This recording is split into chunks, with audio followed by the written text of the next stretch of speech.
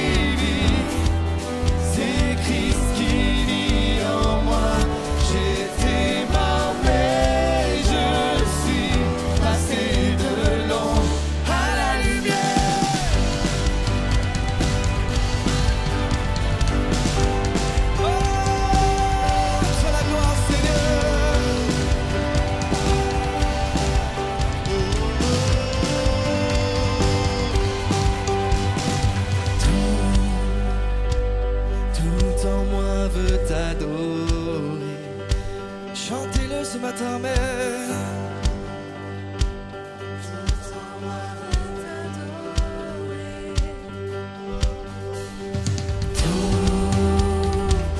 tout en moi veut t'adorer. Alléluia. Tout en moi veut t'adorer. Tout en moi. Tout en moi veut t'adorer.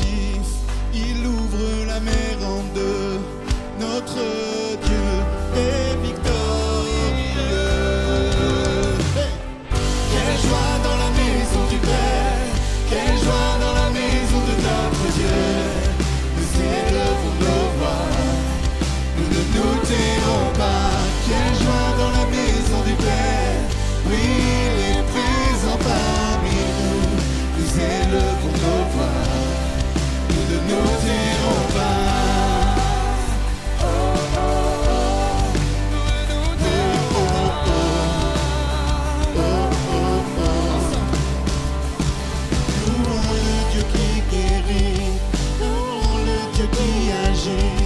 Louons le Dieu qui nous ouvre le chemin. Sur la croix il s'est livré, puis il est ressuscité. Notre Dieu nous redonne vie. Oh, quelle joie dans la maison du Père, quelle joie dans la maison de notre Dieu. Nous élevons nos voix, nous ne nous tairons pas. Quelle joie dans la maison du Père, oui, il est présent parmi nous. Nous élevons nos voix, nous ne nous tairons pas.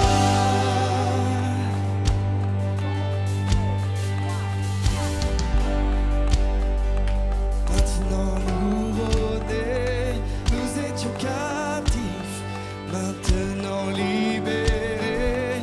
Nous sommes acceptés, pardonnés, par grâce rachetés, que tes enfants, oh Dieu, te louent. Nous étions mendiants,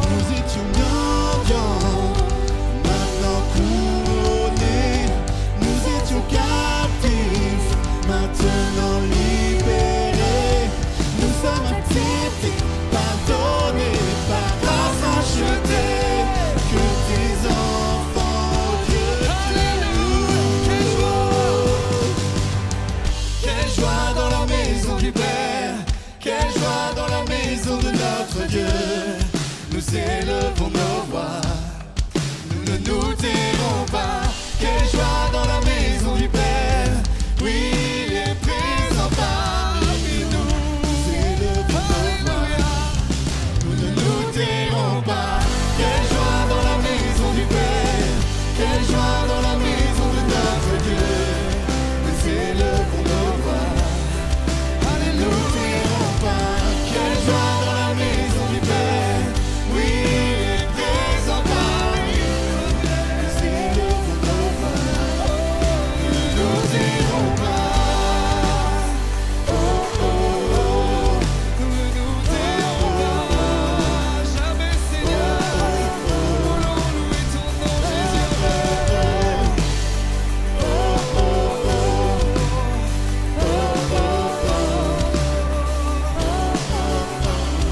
Alléluia. Quelle joie dans la maison du Père, quelle joie dans la maison de notre Dieu. Nous élevons nos voix, nous ne nous tairons pas. Quelle joie dans la maison du Père, oui, il est présent parmi nous. Nous élevons nos voix. Dieu est là ce matin, mais nous ne tairons pas. Dieu est présent parmi nous, amen. Oh, Seigneur, agis dans ce lieu. Alléluia.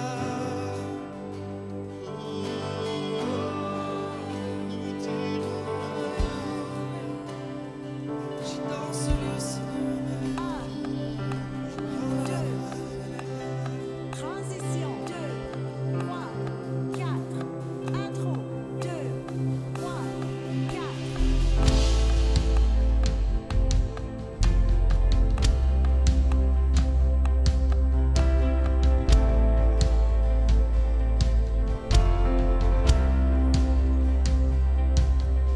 Devant une impasse, tu me montres une autre voie. Mais ça n'a pas de sens, mais c'est le mystère de la foi. Quand je vois l'orage, tu vois une rose. Quand je vois une tombe, tu vois une porte. Quand je suis à bout, tu vois un nouveau départ. Je ne sais pas ce que tu feras, mais tu agiras. Je ne sais pas ce que tu feras, mais tu agiras. Tu es fidèle à tes promesses, l'éternel assis dans toutes mes impasses, et hors du tombeau.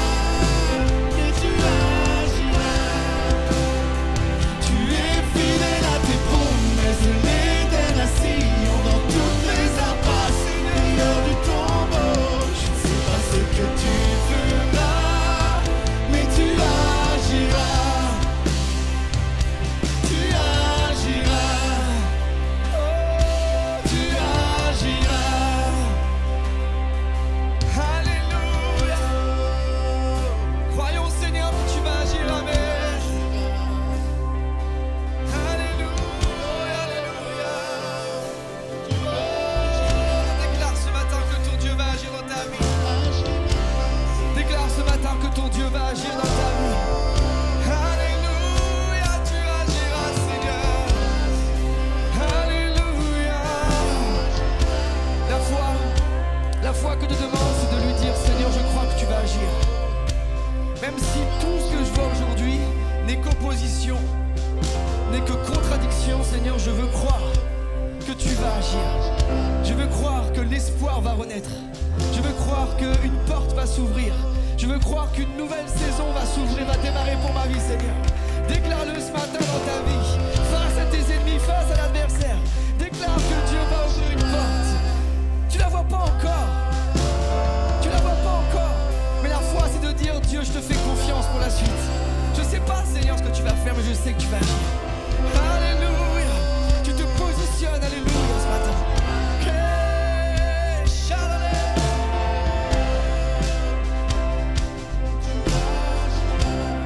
Je ne sais pas ce que tu feras, mais tu agiras. Déclaration, amen. Je ne sais pas ce que tu feras, mais tu agiras. Dieu est fidèle, Dieu est fidèle. Tu es fidèle à tes promesses, dans toutes mes impasses et hors du tombeau. Je ne sais pas ce que tu feras, mais tu agiras. Je ne sais pas ce que tu feras, mais tu agiras. Je te fais confiance, Seigneur. Je ne sais pas ce que tu feras, Mais tu agiras. tu es fidèle à tes promesses de l'Éden à Sion, dans toutes mes impasses et hors du tombeau. Je ne sais pas ce que tu feras, mais tu agiras. Tu m'as sorti. Tu m'as sorti de l'Égypte en séparant la mer. Désormais libre pour te louer, tout s'accomplit en toi. Et quand je vois d'où l'on vient, traversant le Jourdain, désormais libre, ton Dieu est là près de toi.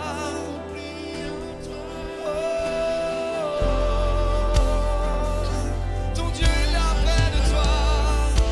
Il marche à tes côtés, amen.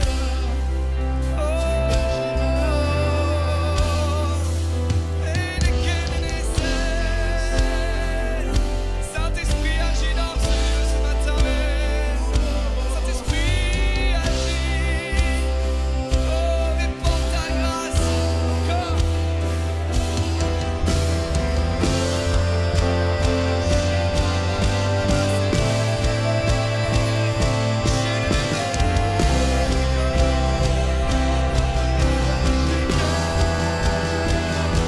tu agiras,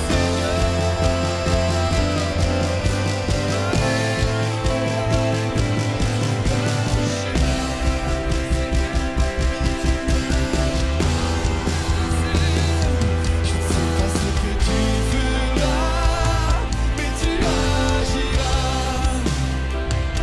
Je ne sais pas ce que tu feras, mais tu agiras. Tu es fidèle à tes promesses de l'Éden à Sion, dans toutes mes impasses et hors du tombeau. Je ne sais pas ce que tu feras, mais tu agiras. amen. Tu agiras, Oh, tu agiras.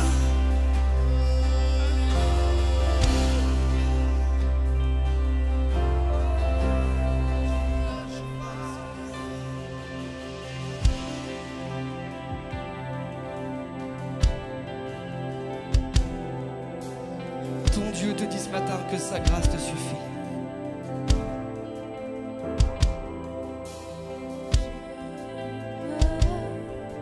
Repose en toi, Alléluia. tes promesses sont inépuisables. Ce parfum agréable, c'est ta grâce qui m'attira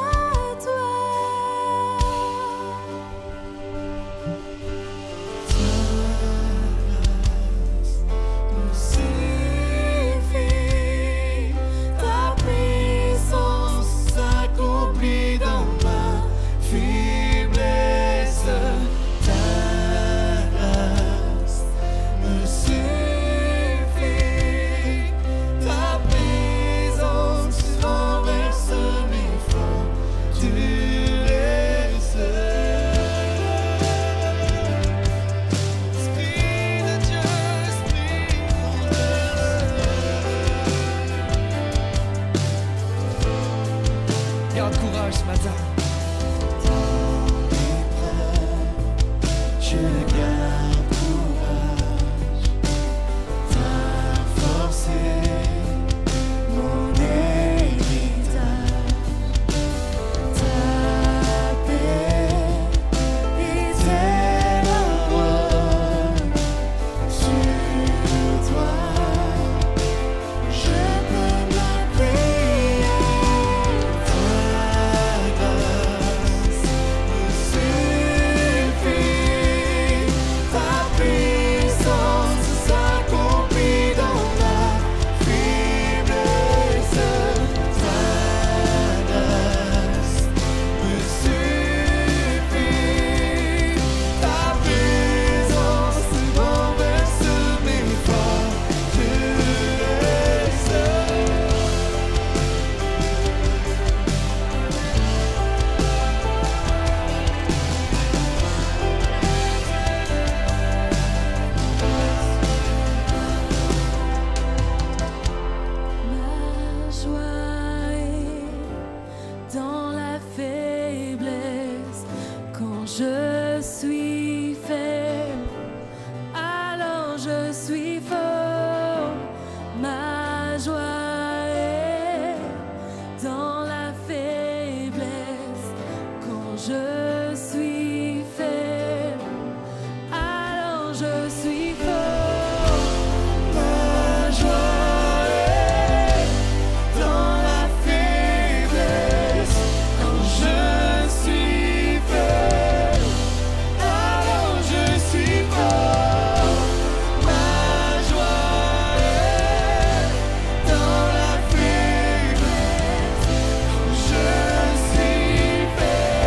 dans la faiblesse.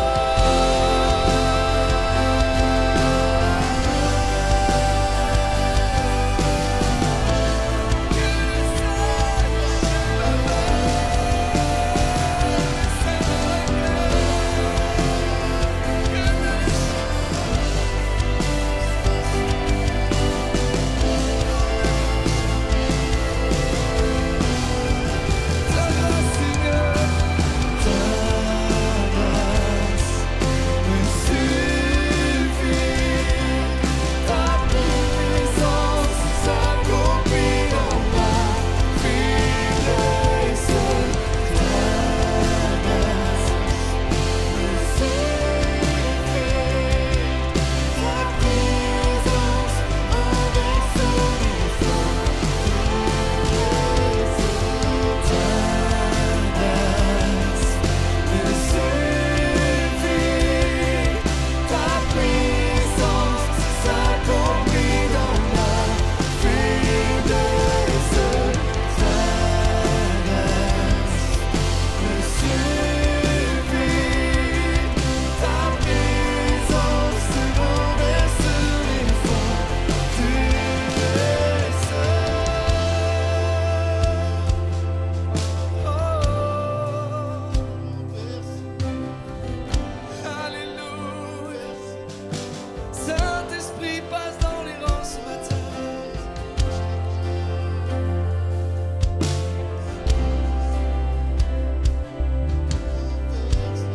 Alléluia. Je sais que c'est difficile à dire et à déclarer que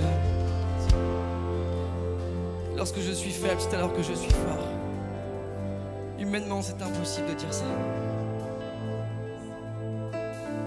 Et ce que Dieu dit ce matin, c'est que c'est ni par force, ni par puissance, mais par son esprit. Je prie ce matin que l'Esprit de Dieu descende dans ce lieu.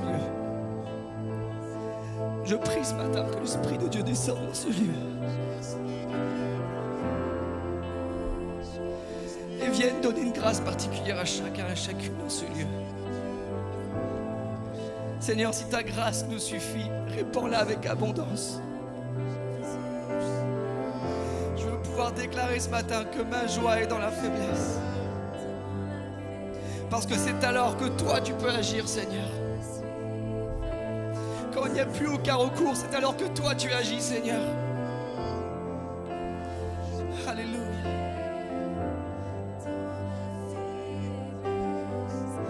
Je suis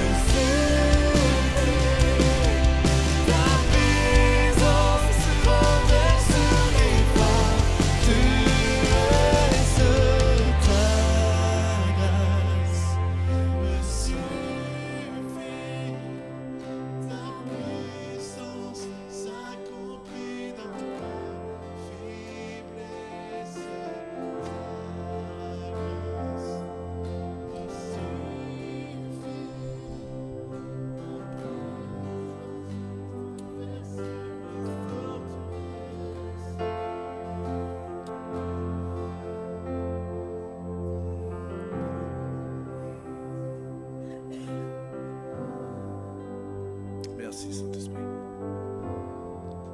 Merci pour ta présence. Seigneur, on est rassemblés ce matin, Seigneur, pour toi, pour toi, pour toi, pour toi. Permets, Seigneur, qu'on puisse voir cette grandeur, la grandeur de ta majesté, qu'on puisse toujours avoir à cœur de respecter, Seigneur notre Dieu, toujours avoir à cœur de venir devant toi et pas comme des dieux, mais simplement comme tes enfants. Et avec respect. Seigneur, c'est toi qui nous sanctifie par le sang de Jésus. Qu'on puisse venir devant toi avec sainteté, avec des cœurs lavés par le sang de l'agneau de Dieu. Ce matin, je te demande de laver nos cœurs. Je te demande, Saint-Esprit, de laver nos pensées, de laver notre vie, qui nous sommes. Parce que, Seigneur, charnellement, on est indigne. Charnellement, on est sale. On est sale.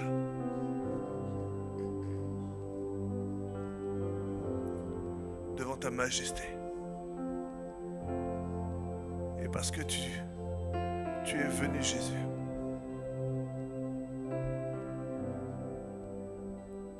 Parce que tu es venu et tu as payé le prix pour nous. Tu es venu et tu as donné ta vie. Ta parole nous dit que c'est toi qui s'est donné, tu t'es donné. Au regard des hommes, c'est eux qui t'ont attrapé, c'est eux qui t'ont crucifié. Mais ton esprit nous révèle que c'est toi qui t'es donné. C'est ta parole qui nous le dit et on croit en ta parole, on sait que c'est la vérité. Tu t'es donné pour chacun d'entre nous. Chacun d'entre nous.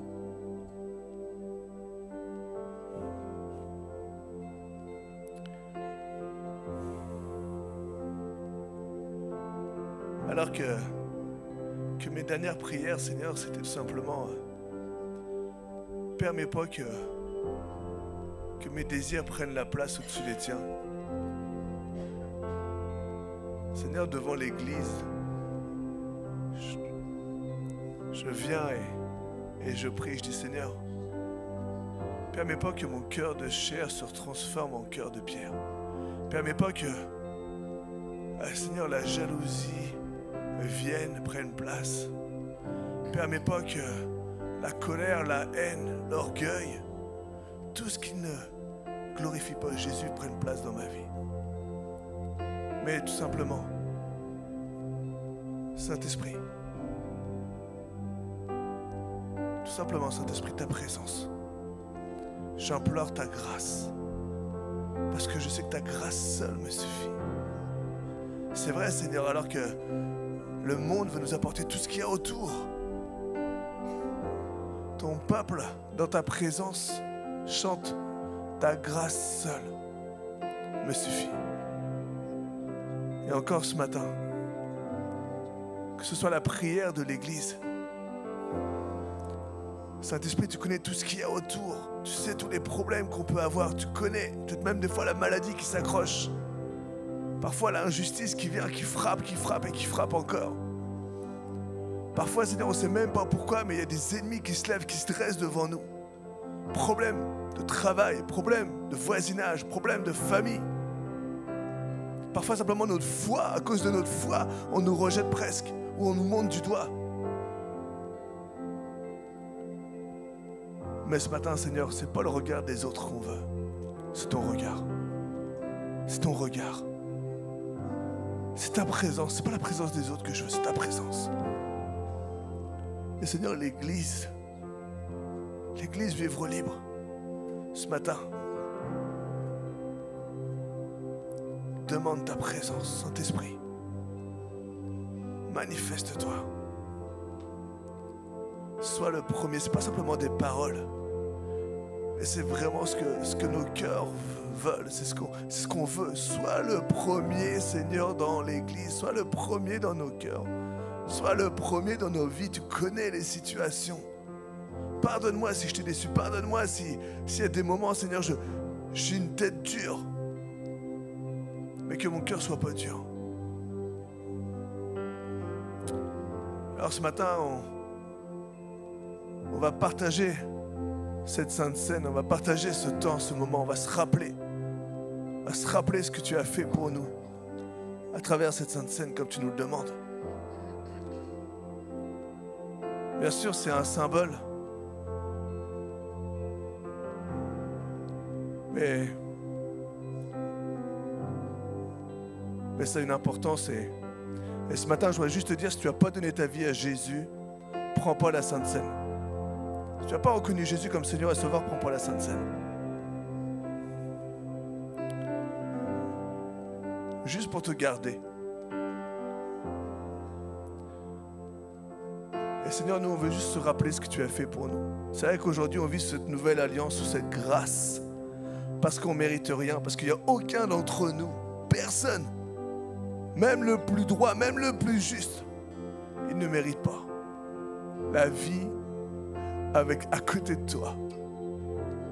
Mais tout simplement parce que tu as donné ton Fils bien-aimé Jésus. Alors Seigneur, on mérite tous parce que c'est Jésus qui nous donne cette grâce. C'est Jésus qui nous a rachetés. Et ce matin, on veut prendre ce vin, on veut prendre ce pain, Seigneur, en se rappelant que c'est pas par nos œuvres, on pourra faire tout ce qu'on veut, mais c'est tout simplement sous ta grâce, simplement cette nouvelle alliance. C'est parce que c'est toi qui as payé notre dette, tu as payé le prix là où il y avait la malédiction, tu as donné ta bénédiction. Alors à travers ce vin et ce pain, on va se rappeler tout simplement cet acte d'amour. Si ensemble on peut prendre le pain qui représente le corps de Christ, le pain qui représente ce corps crucifié, ce corps flagellé, ce corps qui s'est donné pour nous. Alors que Dieu est venu, que le Père a vu son Fils sur terre, maltraité. Si seulement les hommes avaient vu la gloire qu'il y avait autour de Jésus. Si seulement les anges étaient autour de Jésus, seulement ils avaient été visibles, personne ne serait approché de lui. Personne. Tout le monde se serait incliné. Mais Jésus a pris pour nous cette malédiction. La croix, c'était la malédiction. Il a pris pour nous. Alors Seigneur, on veut se rappeler cet acte d'amour d'un corps donné à la place de mon corps. Et cette vie, c'est pas simplement après la mort, mais c'est maintenant. Tu prends pour nous par tes meurtrissures, nous sommes guéris. Je déclare ce matin encore des guérisons, des miracles et des prodiges. Parce que Seigneur, on reconnaît que tu es notre Seigneur et Sauveur. Et c'est pour ça que c'est dans le nom de Jésus que je déclare ces miracles et ces prodiges dans vos corps, dans les corps qui sont touchés. Aussi bien des miracles sur les corps, mais aussi des miracles autour de vous. Je proclame la parole de Dieu, la puissance de Dieu. Tu es un Dieu qui pourvoit, tu es un Dieu qui aime. Je chasse toute dépression, toute angoisse, tout cancer. Chasse au nom de Jésus toute maladie héréditaire. Chasse au nom de Jésus toutes les paroles qui ont été lancées sur vous, sur moi. Je chasse au nom de Jésus toutes les malédictions. Et je proclame que Dieu a pris ma malédiction, que l'Éternel a donné son Fils et qu'à travers ce corps qui a été donné pour nous, on est libéré, on est libre. La parole de Dieu a dit tu es libre en Jésus. Seigneur, je suis libre, les chaînes sont tombées, l'addiction est tombée. Père, je proclame ta liberté. Seigneur, aussi bien charnelle, spirituelle, financière. Je proclame, Seigneur, cette liberté en Jésus, spirituelle. Seigneur, les démons n'ont aucune force, aucune puissance sur les enfants de Dieu. Et oui, Seigneur, nous déclarons à travers la Sainte Seine, Seigneur, que tu es le Dieu qui a pris pour nous. Et Seigneur, tu nous donnes la bénédiction. Ce matin encore, l'Église se lève. Ce matin encore, on chante à notre Dieu. Et on te dit merci. Merci pour ce don à la croix. Merci, Papa.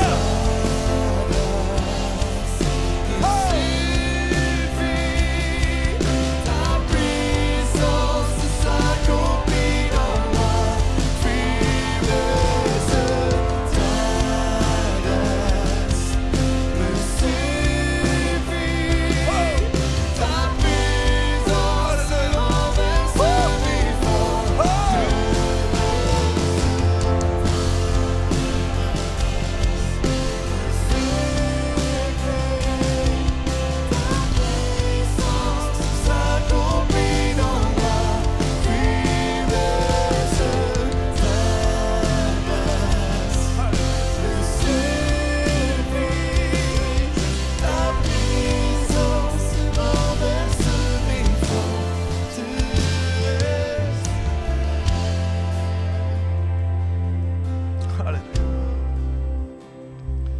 C'est avec respect qu'on se présente devant toi.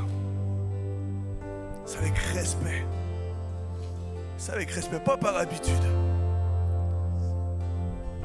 mais avec humilité devant le roi des rois. On s'incline. Et Seigneur, mets dans nos cœurs cette confiance en toi. C'est la plus belle des preuves d'amour qu'on peut te faire, c'est avoir confiance. Seigneur, on fait ce qu'on a à faire. On se lève pour toi, on fait ce que tu nous demandes de faire. Mais là où c'est l'impossible, c'est toi qui agis. Bien sûr, on a notre part. Mais papa, tu as cette part qui fait que tu es le Dieu Tout-Puissant. Merci, Saint-Esprit. Merci, Saint-Esprit. Ce matin, j'ai eu l'image de la femme à la perte de sang. Et dans le texte de la Bible, on voit cette femme qui a tout essayé pour être guérie. Elle a dépensé tout l'argent qu'elle avait. Et elle est venue avec la foule autour de Jésus. Et cette femme a pris les forces qui lui restaient pour s'approcher de Jésus. Et elle s'est approchée vraiment avec un acte de foi.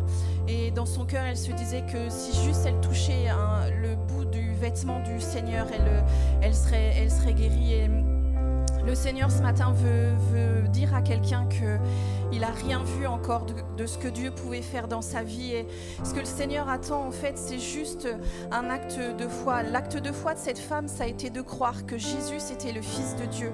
Et ce que le Seigneur attend ce matin, c'est qu'au fond de ton cœur, tu aies vraiment cette pensée que Jésus c'est le Fils de Dieu, qu'il a tout accompli sur la croix, qu'il a tout porté. Quand cette femme s'est approchée, il a fallu qu'elle prenne les forces qui lui restaient. Le Seigneur ce matin veut qu'avec le peu de force qu'il te reste, tu t'approches de lui et que tu reconnaisses vraiment sa royauté. Parce que le Seigneur ce matin veut te dire que tu n'as rien vu, tu n'as encore rien vu de ce que le royaume, de toute sa puissance, de qui était Dieu et de ce que Dieu pouvait faire dans ta vie.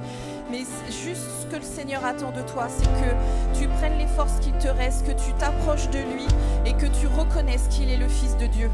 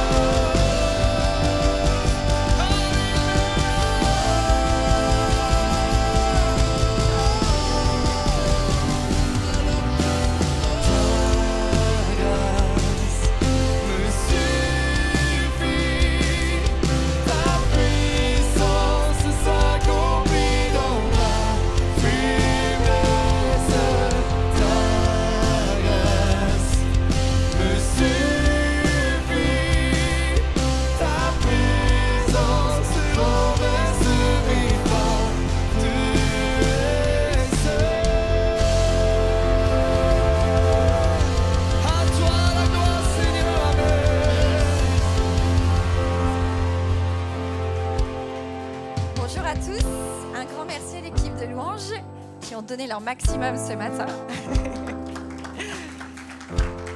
Je suis heureuse d'être avec vous ce matin et je vous souhaite la bienvenue. Bienvenue chez vous et bienvenue chez nous.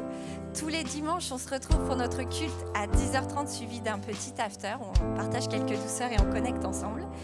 Tous les mercredis, je vous invite à la prière à 19h pour qu'on puisse combattre ensemble et avoir de grandes victoires. Le 7 juin, notre 2023, donc je ne sais plus si c'est notre 4e, notre 5e, notre 6e.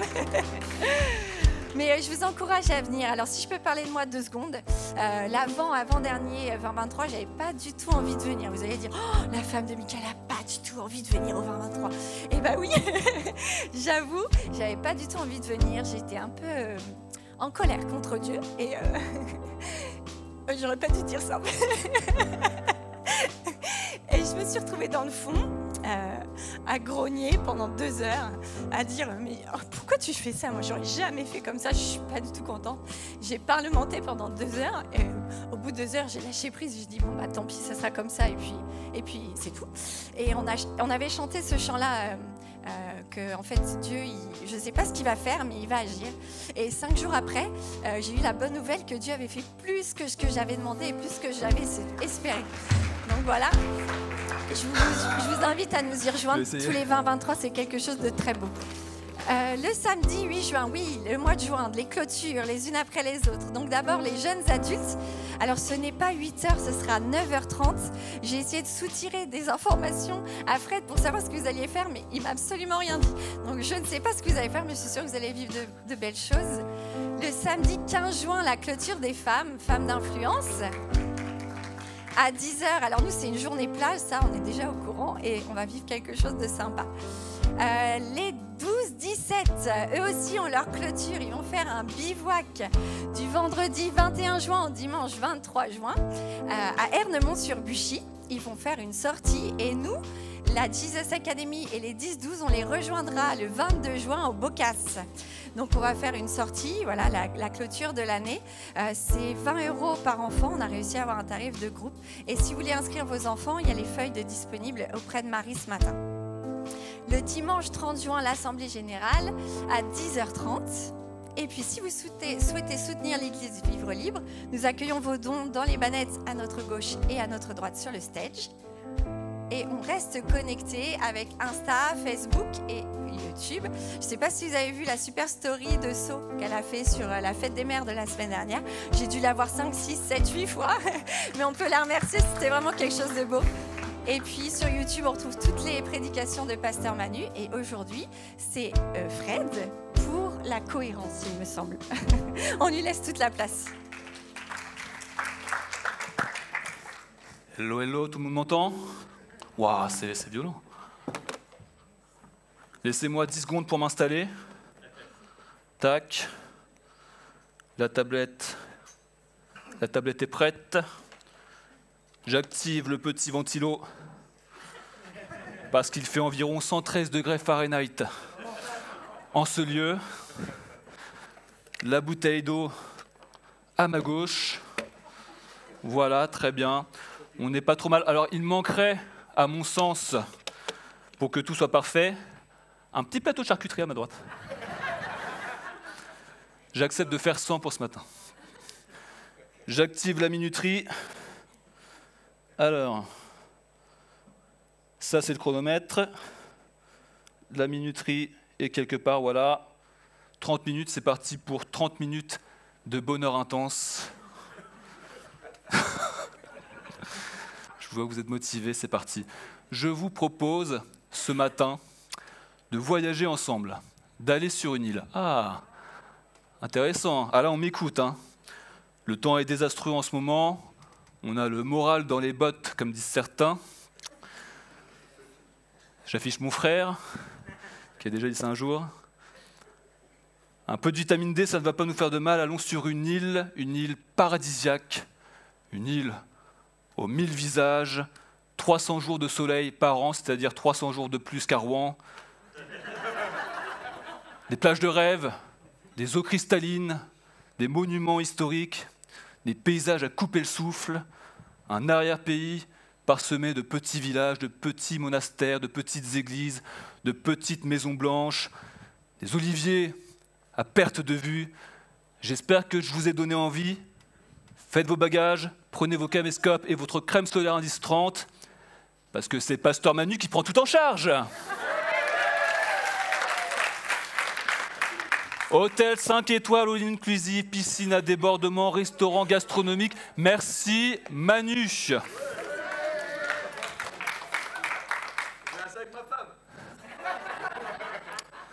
Un A380 nous attend à l'aéroport de Beauce. Ça va être génial. J'espère que personne n'a peur de l'avion.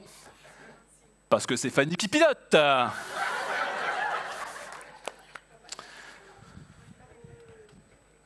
Nous allons voir notre créateur plus tôt que prévu. Alors bien évidemment, c'est une plaisanterie, hein, une galéjade comme disait Jones. Il se trouve que Pasteur Manu, pour une raison qui m'échappe encore, n'a pas adhéré à l'idée. Bon, vous pouvez le huer si vous voulez, hein, y a pas de souci.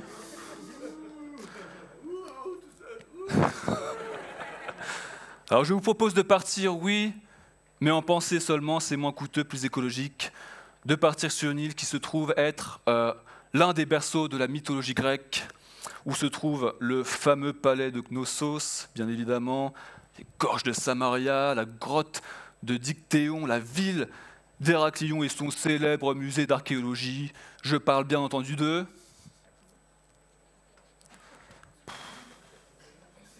Ok. La Crète. Eh oui, partons sur l'île de Crète où l'apôtre Paul a séjourné en son temps. Est-ce que des gens sont déjà partis en Crète ici? Une personne, 2 personnes, très très bien. C'est magnifique comme île, j'y suis jamais allé, mais je suppose que c'est magnifique. Je vous propose plus particulièrement d'aller à la rencontre d'un des pionniers de l'Église primitive, d'un des premiers missionnaires, un serviteur de Dieu passionné et ami fidèle de l'apôtre Paul. Il s'agit de...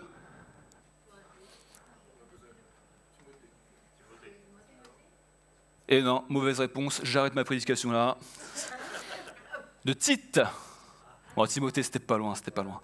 Je vous propose d'aller à la découverte de l'épître de Tite. C'est une des 3 épîtres pastorales du Nouveau Testament. Nous allons survoler les 3 chapitres qui la composent. Je vous encourage à la lire chez vous. Ce sera votre devoir de la semaine. Parce que dimanche prochain, devoir sur table de 4 heures, coefficient 8. On ne rigole pas ici. Est-ce que ici des gens ont déjà lu l'épître de Tite? Pas de jugement, c'est pour savoir. Levez la main. Ok, très bien. Dans cette épître, c'est Paul qui s'exprime et qui donc s'adresse à Tite. Vous suivez, c'est un bonheur. Et même si nous ne sommes pas les premiers destinataires de cette lettre a beaucoup de choses à nous dire. Elle ne ferait pas partie du canon biblique sinon. C'est une lettre remplie de conseils, d'encouragement, mais aussi d'avertissements. Alors permettez-moi de replacer un peu le contexte. On a un Paul, l'apôtre Paul, après sa première captivité romaine, va annoncer l'évangile en Crète et il va trouver là-bas des églises déjà fondées par des juifs convertis à la Pentecôte. Ce n'est pas Paul qui a fondé les églises en Crète, mais il va y passer avec un de ses collaborateurs fidèles, Tite, pour enseigner et organiser les différentes communautés existantes. Et alors que Paul va décider de repartir de la Crète pour pouvoir planter l'évangile ailleurs, partager l'évangile ailleurs, il va demander à Tite de rester en Crète et de continuer d'œuvrer à l'organisation, d'améliorer l'organisation des églises, des cultes, nommer et établir des responsables, enseigner, puis remettre un peu d'ordre aussi dans ces petites églises où l'anarchie, le chaos et les divisions pouvaient rapidement prendre place, puisque beaucoup cherchaient à s'imposer en enseignant un peu tout et n'importe quoi. Donc on a ici un Paul qui confie une mission à Tite, mission difficile, mission délicate, Paul le sait très bien, et c'est pourquoi il va écrire cette épître, cette lettre pour encourager et aider son collaborateur et fils dans la foi. Et il y a un thème qui, pour moi, ressort vraiment de cette lettre, de ces 3 chapitres, un thème qui m'a vraiment poussé à prêcher sur l'épître de Tite. Je vous laisse un peu de suspense, je ne vais pas vous dévoiler tout de suite de quoi il s'agit, même si je crois que c'est déjà écrit. Ah non. Le suspense ne va pas être long de toute façon, puisque la réponse est dans le premier verset du chapitre 1. On lit ensemble. Premier verset. Daddy. On lit ensemble, je crois que c'est la même version que j'ai. Cette lettre vient de Paul, serviteur de Dieu et apôtre de Jésus-Christ, envoyé pour amener les élus de Dieu à la foi et à une pleine connaissance de la vérité. Une telle connaissance conduit à une vie conforme à la volonté de Dieu et fait naître l'espérance de la vie éternelle. Voilà le thème principal, la cohérence. Je relis ce que dit Paul. Une telle connaissance, c'est-à-dire de la vérité, de l'évangile, de la parole de Dieu, conduit à une vie conforme à la volonté de Dieu. Si tu crois en ce que racontent les évangiles, si tu crois aux paroles que Jésus a prononcées, ça doit, d'une certaine manière, se voir.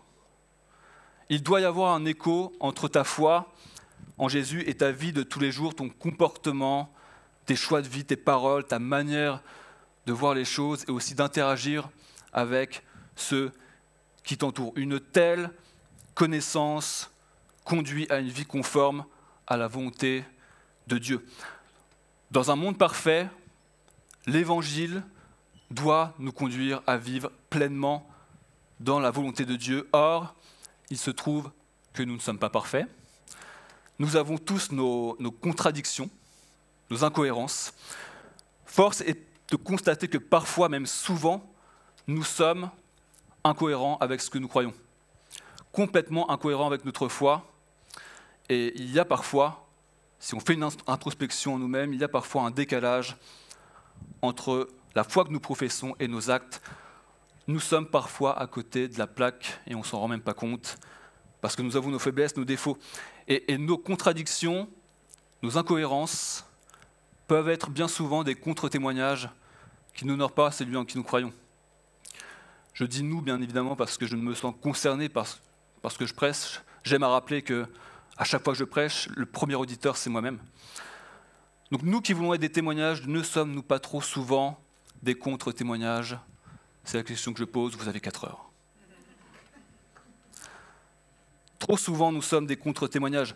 Lorsqu'on refuse de pardonner, alors que le pardon a une valeur immense aux yeux de Dieu, faisons-nous preuve de cohérence.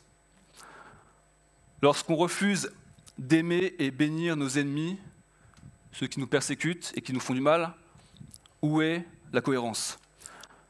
Lorsque blessés dans notre ego, dans notre orgueil, on décide de rendre le mal pour le mal, lorsque dans un désaccord ou un conflit, on choisit la surenchère, l'escalade de la violence, parce qu'on veut à tout prix avoir raison, avoir le dernier mot, se faire justice, alors que le Christ nous appelle à casser la surenchère, nous appelle à casser le cercle vicieux du mal, de la revanche, de la violence, pour débuter un cercle vertueux et apaiser la tension. Lorsque la générosité et l'aide envers les plus démunis nous font défaut, faisons-nous preuve de cohérence, alors que l'on sait tous pertinemment que le secours aux personnes dans le besoin a une valeur immense aux yeux de Dieu. C'est un thème récurrent dans les évangiles. Le soutien aux personnes dans le besoin, c'est un sujet fondamental pour Jésus.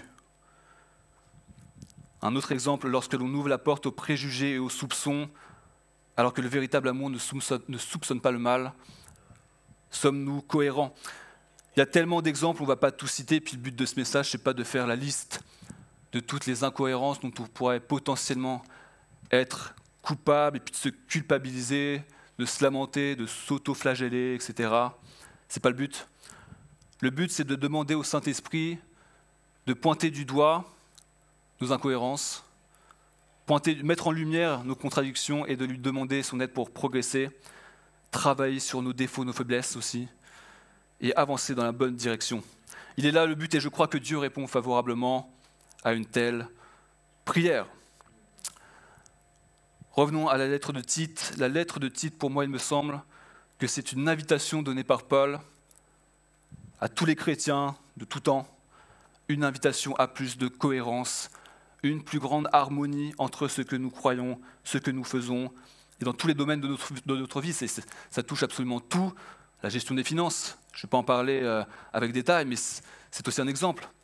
Parce que Dieu nous appelle à être de bons gestionnaires et à être cohérents dans la gestion de nos finances. Toujours est-il que si on se dit croyant, si on se dit chrétien, si on croit à l'Évangile, si on déclare connaître Jésus comme notre Sauveur et Seigneur, alors cette connaissance doit nous conduire à une vie conforme à la parole et à la volonté de Dieu. Et Paul, un peu plus loin, au verset 15, va dénoncer l'incohérence de certains chrétiens. Il va dire ceci en parlant d'eux. Ils prétendent connaître Dieu, mais leur conduite le renie et leurs actes démentent leur profession de foi. Ils prétendent connaître Dieu, mais leur conduite le renie et leurs actes démentent leur profession de foi. Ils affirment connaître Dieu, mais leurs actions prouvent le contraire. C'est possible, au moment où je dis ça, que tu penses à une personne en particulier, que tu connais. Tu as peut-être jeté un petit regard furtif sur quelqu'un de l'Assemblée en ce moment, ou leur donner un petit coup de coude à ton voisin et dire « Vas-y, écoute, c'est pour toi ». Dis-moi que ça t'est déjà arrivé.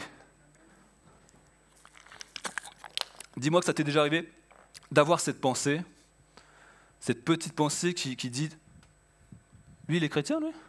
Ah ouais ? Elle est chrétienne ? Bah ça se voit pas, on croirait pas, dis donc. Hein. Soyons honnêtes un instant, je pense que ça nous est tous arrivé. Je ne suis pas le seul. Moi, je vais vous donner un exemple concret. Un joueur de foot. Un joueur de foot hyper connu, hyper talentueux, je ne parle pas de moi. Je ne donnerai pas son nom, mais tous les fans vont rapidement comprendre de qui il s'agit. Joueur brésilien. Ancien joueur d'une équipe qui s'est encore fait éliminer lamentablement en Ligue des Champions il y a quelques semaines. Par respect et empathie, je ne nommerai pas cette équipe pour ne pas froisser les supporters du Paris Saint-Germain ici présents. Et j'invite les supporters marseillais qui rigolent à faire profil bas, parce que c'est pas très glorieux non plus. Ce joueur aimait professer sa foi publiquement. Il a notamment porté un bandeau 100% Jésus à l'occasion de la victoire en finale de Ligue des Champions, avec le Barça, pas avec Paris évidemment. Bandeau qui avait d'ailleurs créé la polémique puisqu'on l'a accusé de prosélytisme religieux. Toujours est-il que ce joueur avait la réputation, je pense qu'il l'a toujours, d'avoir un comportement, une attitude sur le terrain et en dehors, légèrement en décalage avec sa profession de foi. C'est un joueur très clivant, qui s'est retrouvé impliqué dans pas mal de scandales, de polémiques. Les médias adorent ce genre de joueurs parce que ça leur donne de la matière, hein, ça fait couler beaucoup d'encre, et pas pour les bonnes raisons. Et ça devient très tentant de se dire, mais attends, lui, il est chrétien, lui ? Ah oui ? Ah d'accord. Alors ce matin, il ne s'agit pas pour moi de faire le procès de ce joueur. Cette incohérence qu'il manifeste dans sa vie, c'est entre lui et Dieu. Qui suis-je pour juger de la qualité de sa vie spirituelle et de sa foi ? Puis d'ailleurs, j'ouvre une petite parenthèse parce que je suis un petit fifou. Chose assez importante, pour nous rappeler de rester humble en toute occasion, c'est que personne ne peut évaluer la qualité de sa foi, encore moins celle des autres. Suis-je croyant, ai-je la foi et à quel point l'ai-je ? Seul Dieu le sait. Seul Dieu le sait. Et parfois, on peut être tenté, pour les chrétiens de longue date notamment, ne me dites pas que ça ne vous est pas déjà arrivé, ça aussi, que ça ne vous a pas déjà traversé l'esprit, je suis plus spirituel que cette personne. De voir une personne et de penser, je pense que je suis plus spirituel qu'il ou elle. Je pense que quand tu penses comme ça, c'est que d'une certaine manière, tu te donnes le pouvoir et le droit d'évaluer et de comparer ta foi à celle des autres, d'évaluer et de comparer ton niveau spirituel à celui des autres. Arrête ça, oublie ça, ça n'a aucun sens. Jamais il n'est envisageable d'évaluer la foi de son prochain. Et puis d'ailleurs, si je me mettais à juger la foi de mon prochain, ou si je me mettais à juger ce joueur de foot, c'est moi-même qui ferais preuve d'incohérence, puisque ce n'est pas mon rôle de juger. Le seul rôle que Dieu m'a donné, et qu'il nous a tous donné, c'est d'aimer. Vous avez décidé de ne pas répondre à mes questions ? Je n'en poserai plus. Et c'est d'ailleurs ça, vivre une vie conforme à la volonté de Dieu, c'est vivre dans l'amour. Et pas un amour superficiel, pas un amour sélectif. Il ne s'agit pas d'aimer seulement ceux qui nous ressemblent, ceux qui ont la même manière de penser et de vivre.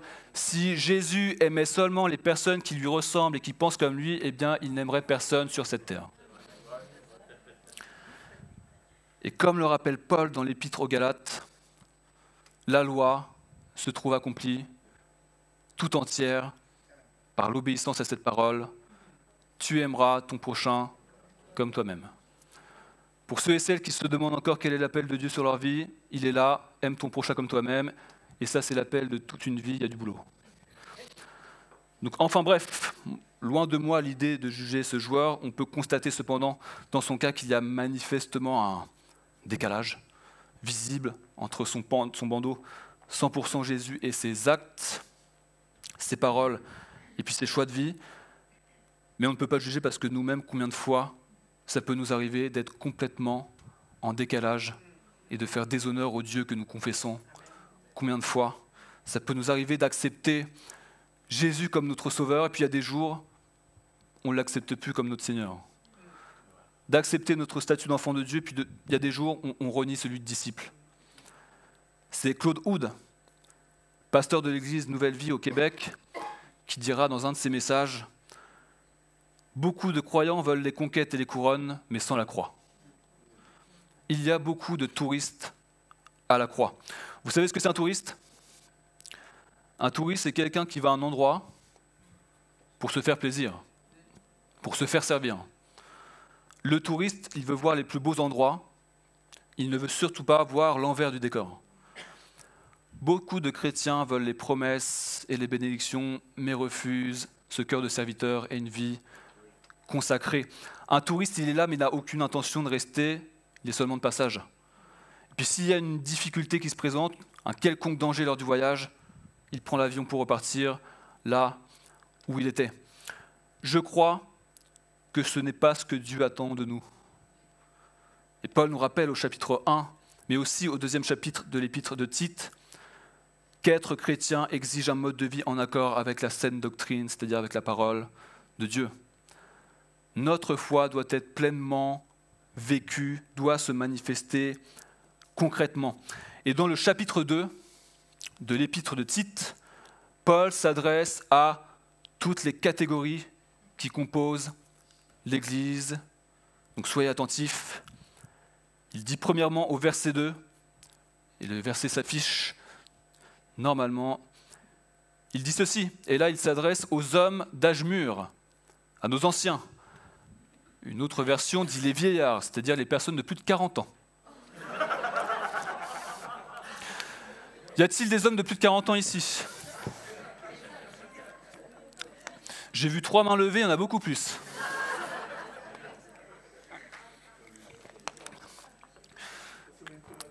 Les hommes d'âge mûr, soyez attentifs. Voici ce que Paul a à vous dire. Alors, je n'ai pas exactement la même version, mais ce n'est pas grave. Que les hommes d'âge mûr soient sobres, respectables, raisonnables, solides dans la foi, dans l'amour et la patience. Sobre, c'est-à-dire éloigné de tout excès, être modéré, raisonnable, agir avec sagesse dans la foi, l'amour et la patience. Intéressant, on continue. Paul s'adresse aux hommes d'âge mûr, mais pas que, il s'adresse aussi aux femmes d'âge mûr. Y a-t-il des femmes d'âge mûr ? En ce lieu, aucune main se lève. Les hommes, il y en avait 3, et là, c'est personne, quoi. Quelle mauvaise foi. Voici ce qu'il dit aux femmes d'âge mûr, visiblement il n'y en a pas ici, que les femmes d'âge mûr aient un comportement digne de Dieu, qu'elles ne soient pas médisantes ni esclaves de la boisson. Paul n'a pas donné ce conseil-là aux hommes.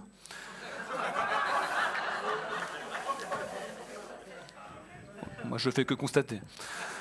Et qu'elles s'attachent à enseigner le bien et à donner de bons conseils. Et nous sommes bénis à l'église EVL parce que nous avons ici des anciens qui sont des modèles de foi, de prière, de persévérance pour nous les jeunes et pour tous ici. Des anciens qui nous enseignent à s'attacher au bien et qui sont de bons conseils par leur vécu, leur expérience, leur témoignage. Est-ce que l'Église peut honorer et remercier nos anciens ?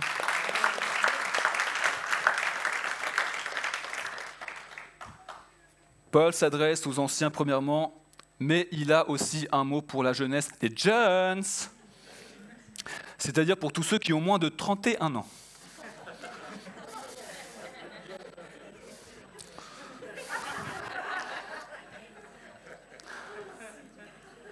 Que les jeunes gens comprennent le sérieux de l'existence et apprennent à mener une vie disciplinée et sobre, à rester partout et toujours maîtres d'eux-mêmes. que les jeunes gens comprennent le sérieux de l'existence. Quand on est jeune, et même jeune chrétien, il y a un danger potentiel, c'est de se dire la vie est longue, j'ai le temps, je peux m'amuser aujourd'hui, les choses sérieuses, on verra ça plus tard. Enseigne-nous à bien compter nos jours, Seigneur, afin que nous appliquions notre cœur à la sagesse, que cette prière soit celle de tous les jeunes en ce lieu. Que les jeunes gens comprennent le sérieux de l'existence et apprennent à mener une vie disciplinée et sobre, rester partout et toujours maître de même. La discipline, la sobriété, la maîtrise de soi, savoir être raisonnable, réfléchi, c'est pas forcément ce qui caractérise les jeunes. Et là, tous les parents font. Exactement. Amen, mon frère. Prêche, man. Et c'est pour ça que Paul insiste là-dessus. Je dis ça, mais ici, tous nos jeunes, normalement, sont bien entendu sages, réfléchis et maîtres d'eux-mêmes, n'est-ce pas les jeunes? Ok.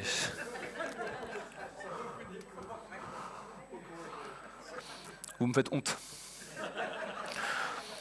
Paul continue et il a une parole pour qui? Ah, suspense. Notre pasteur, eh oui. Voici ce qu'il te dit, Manu. Offre-leur par ton comportement un modèle qu'ils puissent imiter en tout point. Qui est d'accord pour dire que Manu est un bon modèle? J'ai pas dit top modèle, hein, ça on en est loin. C'est un bon modèle et nous sommes tous appelés, nous qui sommes enfants de Dieu, à être et à désirer être des bons modèles pour que la parole de Dieu ne soit pas discréditée. Et d'ailleurs, il commence le chapitre 3 en s'adressant à tout le monde. Il dit « Rappelle aux fidèles, et ça c'est vous tous, qu'ils doivent se soumettre aux dirigeants et aux autorités. » La Manu dit un grand amen aussi. Qu'ils doivent leur obéir en étant prêts à faire toute action bonne, qu'ils ne disent du mal de personne, qu'ils soient pacifiques et bienveillants, et qu'ils fassent continuellement preuve de douceur envers tous les autres.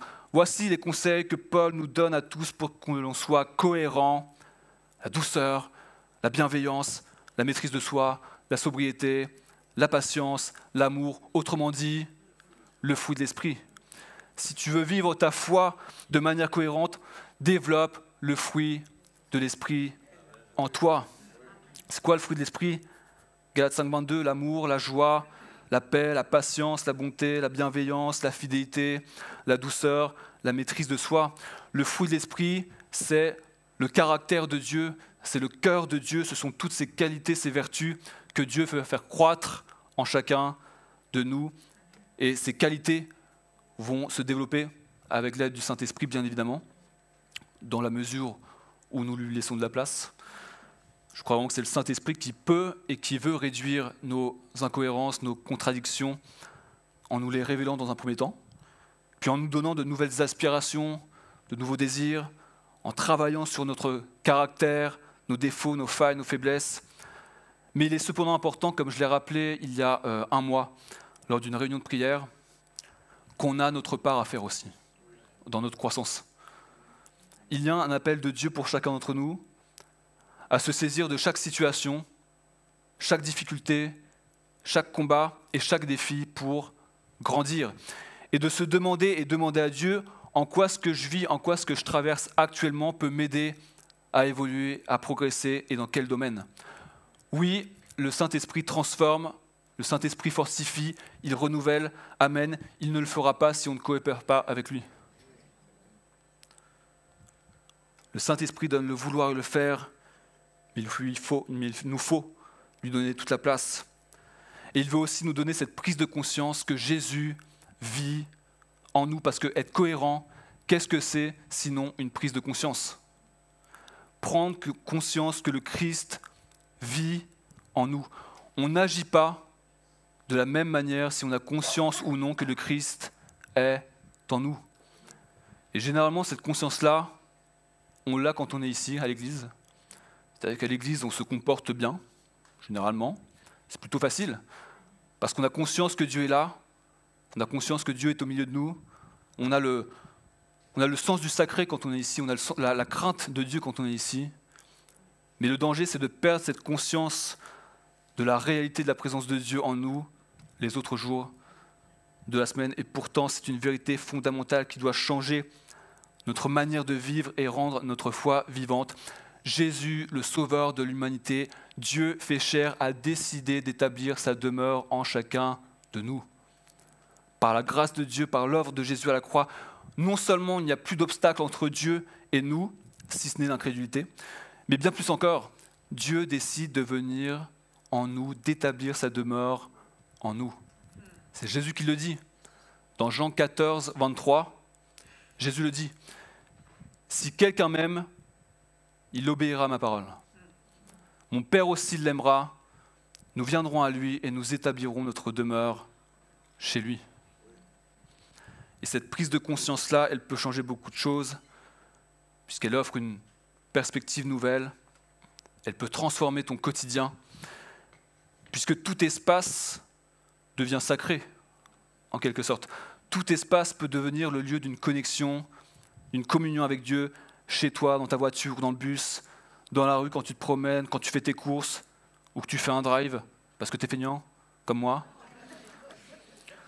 Tout espace peut devenir un lieu sacré, puisque tout espace peut devenir le lieu d'une connexion, d'un échange avec Dieu. Et tout instant de la journée peut devenir une opportunité, une possibilité d'honorer Dieu, mais aussi d'honorer ceux qui nous entourent. C'est dans notre quotidien que le Christ est présent. Et c'est donc dans notre quotidien, dans notre vie de tous les jours, que nous devons apprendre à être cohérents, moi le premier. Parce qu'à l'église, c'est plutôt facile d'être cohérent. On croit que c'est important de louer Dieu, le dimanche matin, c'est ce que l'on fait. On croit que c'est important de prier, le dimanche matin, c'est ce que l'on fait aussi.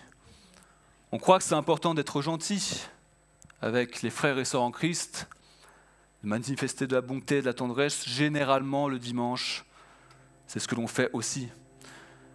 Même s'il peut y avoir évidemment de ci, de là, des petits désaccords, des conflits, c'est normal. Ce qui ne l'est absolument pas, c'est que lorsque les tensions, l'amertume, le ressentiment durent dans le temps, lorsque les conflits ne sont pas réglés, ce n'est pas normal, puisque les désaccords doivent très vite laisser place au pardon et à l'amour. Parce qu'il ne faut pas croire que Jésus va demeurer au milieu d'une église où les membres sont en guerre. On a tendance à l'oublier, mais l'un des sujets les plus importants pour Jésus, c'est l'unité. Lisez Jean chapitre 17, si vous en doutez. Et d'ailleurs, quand Jésus dit « Là où 2 ou 3 sont rassemblés en mon nom, je suis au milieu d'eux », verset ultra connu, juste avant, il parle de la résolution des conflits. Et juste après, il parle du pardon. Ce verset-là, on le connaît par cœur, on le cite beaucoup dans les prières, etc. Mais il faut le repasser dans le contexte pour en comprendre toute la profondeur. Juste avant, Jésus dit « Si ton frère a péché, va et reprends-le », résolution des conflits. Juste après, Jésus nous invite à pardonner, non pas 7 fois, mais jusqu'à 70 fois 7 fois, c'est-à-dire tout le temps. Ne fais pas le calcul, ça ne sert à rien, il n'y a pas de limite au pardon et à la miséricorde. Je pense vraiment que... Ah, je dois m'arrêter. Je vais continuer un peu. Je pense vraiment que ce que Jésus veut nous dire à travers ce verset ultra connu, je crois qu'il veut nous dire, les amis, n'oubliez pas que lorsque vous vous rassemblez, je suis là. Je suis là, et si vous prenez conscience de cela, normalement, je dis bien normalement, vous n'aurez aucune envie de cracher dans le dos des autres. Si vous prenez pleinement conscience que je suis là au milieu de vous, vous n'aurez aucun désir de vous disputer, de créer des conflits pour rien, de semer la division, de juger, de médire et de se moquer, etc. Si vraiment on prend conscience de la présence du Christ au milieu de nous, tout ce que l'on va avoir envie de faire, c'est de bénir, d'édifier, d'encourager. Les médisances, les moqueries, alors, les moqueries malsaines et méchantes, évidemment. Il y a moquerie et moquerie, je ne vous apprends rien ici. En ce lieu, il y a des spécialistes de la vanne, des champions de la plaisanterie, des experts de la moquerie, mais de la moquerie bienveillante. Et si je devais décerner la palme d'or dans ce domaine à quelqu'un, je la décernerais à nul autre qu'à ma belle-sœur Marie, qui se trouve rangée 5, chaise 4. Vous pouvez la juger, hein. C'est pas cohérent, mais vous pouvez y aller.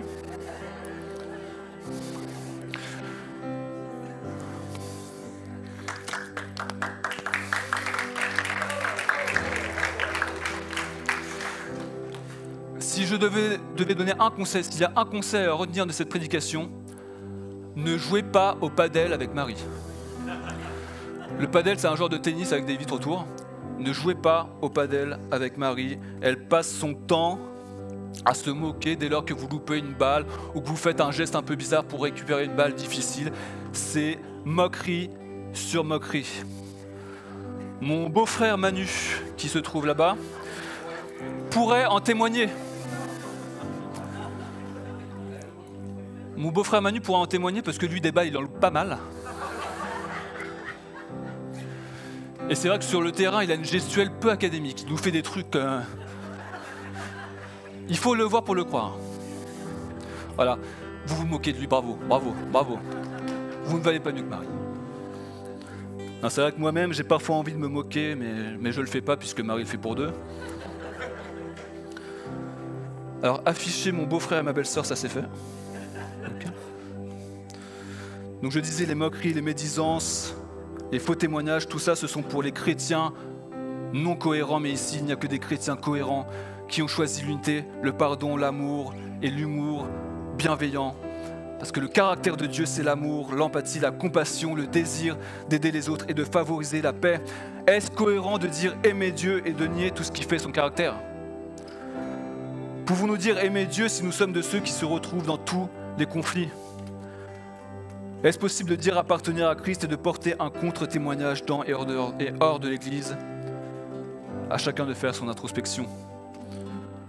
Paul, au chapitre 3, verset 8, nous dit « Ceux qui ont cru en Dieu doivent s'appliquer à progresser pour exceller dans l'accomplissement du bien, que les fidèles aient à cœur de devenir maîtres dans la pratique des œuvres bonnes. » Parce que la cohérence de la foi se manifeste aussi et surtout par des actes d'amour concrets, un cœur généreux, l'aide aux plus démunis, venir au secours de la veuve et de l'orphelin, comme le dit l'apôtre Jacques, prier, soutenir, pleurer avec ceux qui pleurent.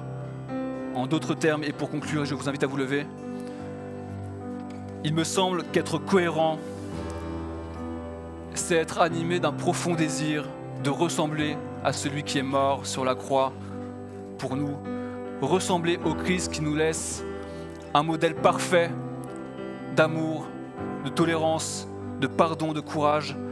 Il a pleinement aimé et aimé en action. Rien ne peut lui être reproché. Nous ne méritons pas ce genre d'amour, pourtant il ne sait pas aimer autrement. Vous voulez être plus cohérent ? Relisez les évangiles et voyez à quel point Jésus est un modèle d'excellence, de charité, de bienveillance. Quand il dit quelque chose, il le fait. Il a dit qu'il était venu sur terre pour nous restaurer et nous libérer, il l'a fait. Il a dit qu'il était venu sur terre pour nous sauver, il l'a fait. Il a dit qu'il était venu pour nous donner la vie en abondance, il nous l'a donnée. Si je dois me vanter d'une chose, ce n'est que de la croix où mon Sauveur s'est offert pour moi. Ce n'est plus moi qui vis, c'est Christ qui vit en moi. On chante ensemble ce matin. J'étais mort, mais je suis passé de l'ombre à la lumière. On chante ensemble ce matin.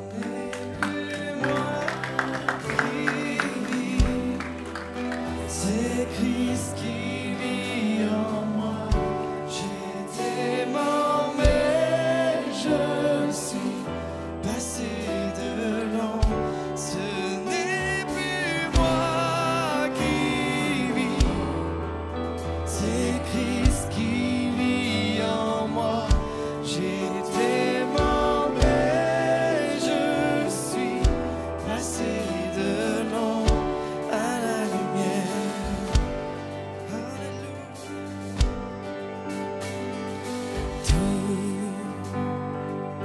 Tout en moi veut t'adorer.